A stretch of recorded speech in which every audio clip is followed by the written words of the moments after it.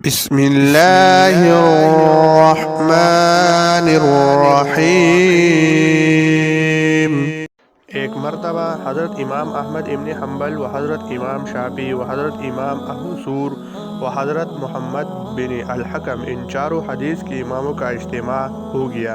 نماز عشاء تک یہ لوگ مسجد میں بیٹھے علمی مذاکرہ کرتے رہے اور نماز عشاء کے بعد یہ چاروں صاحبان امام احمد بن حنبل رحمۃ اللہ علیہ کے مکان پر گئی۔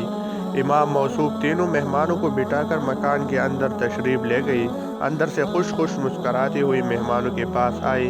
حضرت امام شافعی نے دریافت فرمایا، آپ اس قدر خوش ہو کر مسکرا کیوں رہے ہیں؟ امام احمد نے فرمایا، کچھ نہ پوچھیے، آج میرے گھر میں عجیب ماجرا ہے۔ مجھے خوشی کے ساتھ ساتھ انتہائی حیرت بھی ہے، اور وہ یہ کہ میں جب مکان سے نماز مغرب کے لیے نکلتا تھا تو گھر میں کھانے کا ایک لقمہ بھی نہیں تھا۔ اب مکان کے اندر گیا ہوں تو خدا کے فضل سے بہت کثیر مقدار میں قسم قسم کے کھانے موجود ہے، اور بیوی کا بیان ہے کہ آپ مغرب کے لیے مکان سے نکلی تو دروازے پر دستک ہوئی۔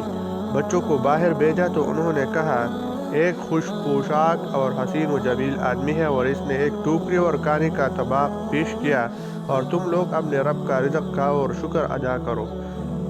20 شیرمال، مختلف سالن، مزعفر، چھلی ہوئی کیلے، ایک پیالے میں نمک، ایک شیشے میں سرکہ، شکر کا حلوہ، کچھ سبزیاں، یہ تمام کھانے طبق میں رکھی ہوئی تھی۔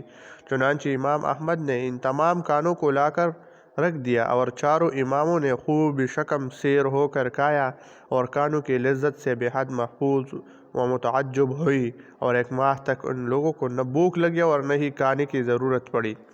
بچا ہوا کھانا امام احمد رحمۃ اللہ علیہ نے گھر میں بھجوایا تو گھر کے تمام افراد نے شکم سیر ہو کر کھایا، مگر پھر بھی کھانا بچ رہا۔ پھر ان چاروں اماموں کا متفقہ فیصلہ رہا کہ کھانا من جانب اللہ آیا تھا، قاصد کوئی فرشتہ تھا۔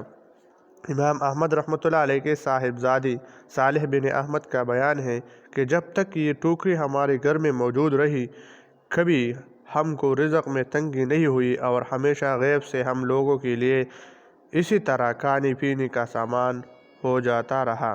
ہم لوگوں کو اس کا وہم و گمان بھی نہیں ہو سکتا تھا۔ بلا شبہ ان اماموں کی کرامت تھی۔